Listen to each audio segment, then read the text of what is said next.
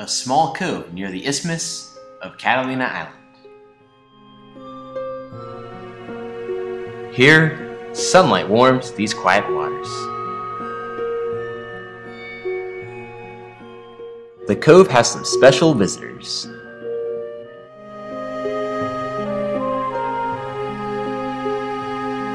They are leopard sharks. Dozens visit this cove every summer.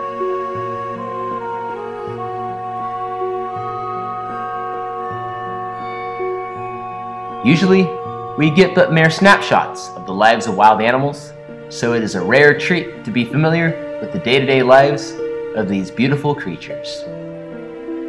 Still, much remains to be learned.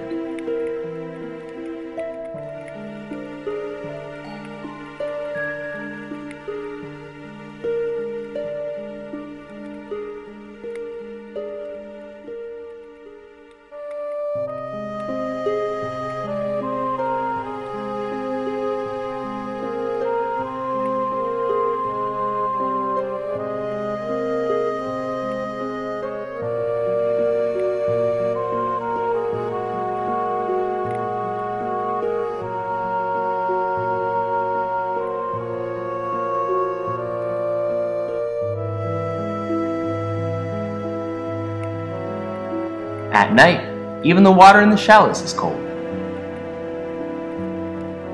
But animals of the rocky reef night shift patrol the shallow waters, such as this California spiny lobster. They'll eat anything remotely edible. Morning, over Big Fisherman's Cove. The cold night has released its grip, and the shallows are beginning to warm. In early morning, the sharks mass in large numbers, just offshore.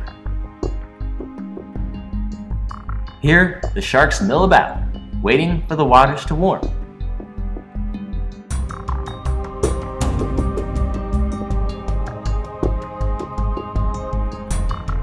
The group consists mostly of large females, although smaller individuals, perhaps young pups, are seen occasionally as well.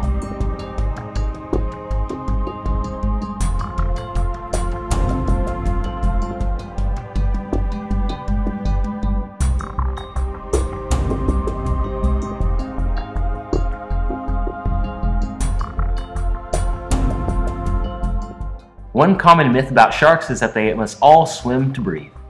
That's not the case with leopard sharks. They do just fine sitting on the bottom. But still, most prefer to cruise slowly about.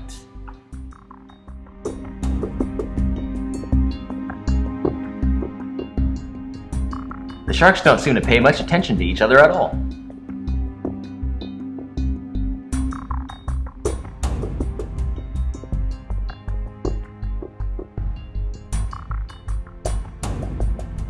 Scratching on the bottom may be an attempt to remove parasites.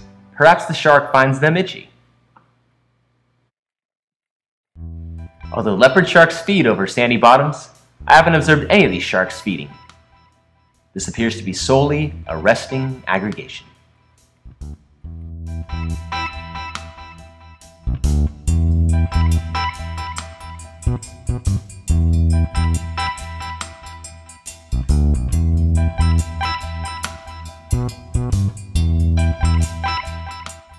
Many of the sharks spend their entire day here, never venturing closer to shore. But some of the sharks are on the move.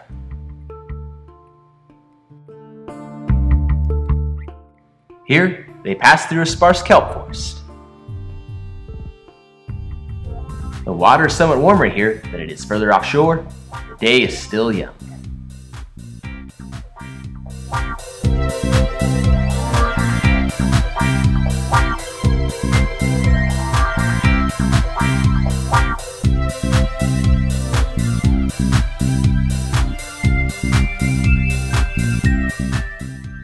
These sharks are poikilotherms, so as their surroundings warm, so do they.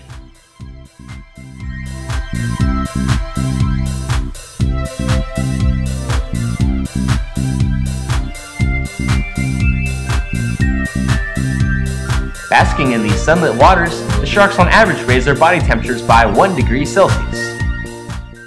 This may not seem like much, but this temperature change could result in an 8% increase in metabolic rate.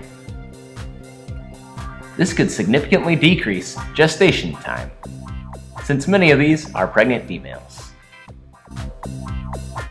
The sun rises higher, and animals move closer to shore. By midday and into the late afternoon, some can be found in water so shallow as to hardly float them. That means this is a great opportunity to get up close and personal with these sharks.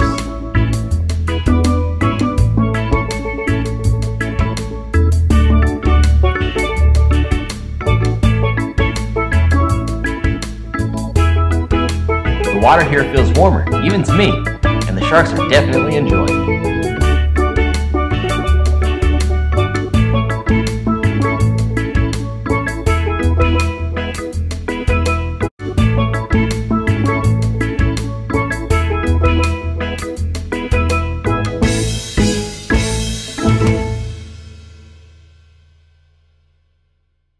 While in the shallows, these sharks do something pretty cool. They darken their skin. This helps them absorb heat even faster. It could also protect them from the sun's harmful ultraviolet rays. Kinda like a temporary tan.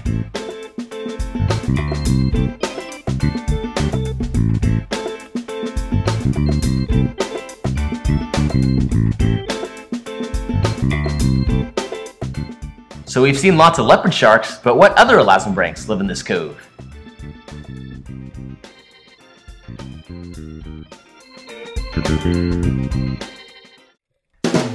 Shovel-nosed guitarfish.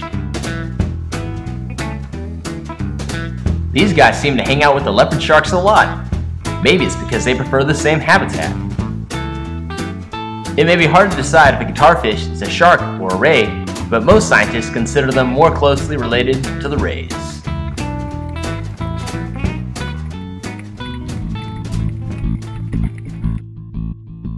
What appears at first glance to be kelp are actually the dorsal fins and tails of shovel-nosed guitarfish.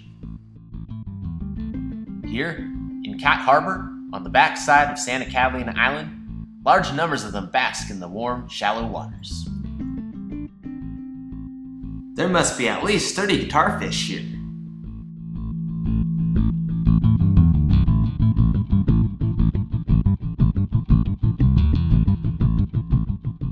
With lots of food, warm temperatures, and calm water, Cat Harbor makes a perfect nursery. The females will give birth to pups, each one about 20 centimeters in length.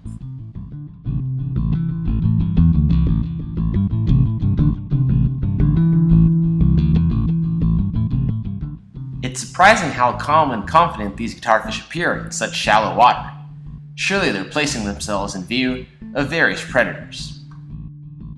Bald eagles and ospreys patrol Cat Harbor, and both would likely consider guitarfish a potential meal. So casting a shadow might be what it takes to set them off.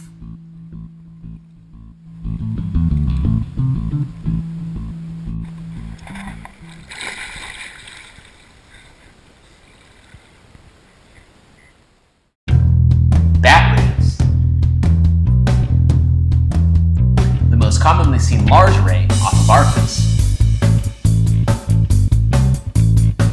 Bat rays have a large venomous spine located at the base of the tail, but since it's so close to the body, they can't actually lash out with it. So if you keep your distance, you're totally safe.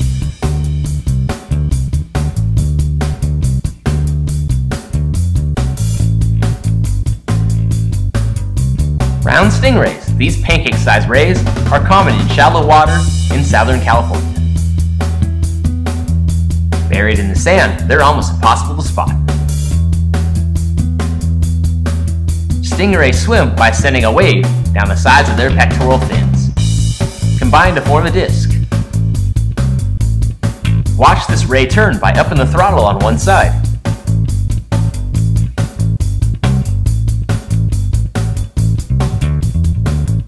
while they might look awkward swimming, round stingrays have incredible control over their flexible discs. It allows them to burrow straight down and even move around while completely buried. The uncommonly seen butterfly ray prefers sandy flats and is rarely seen over kelp forest. With their ridiculously short tail and almost non-existent spine, these rays are totally harmless and incredibly graceful.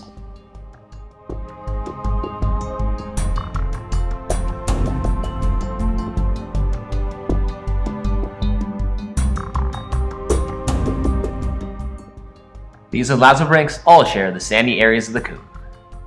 By nightfall, the leopard sharks again begin to move to deeper water. Round stingrays spend most of the day hiding, but come out at night to feed. By then, the leopard sharks will have left the shallows of the cove, and the cycle will begin again.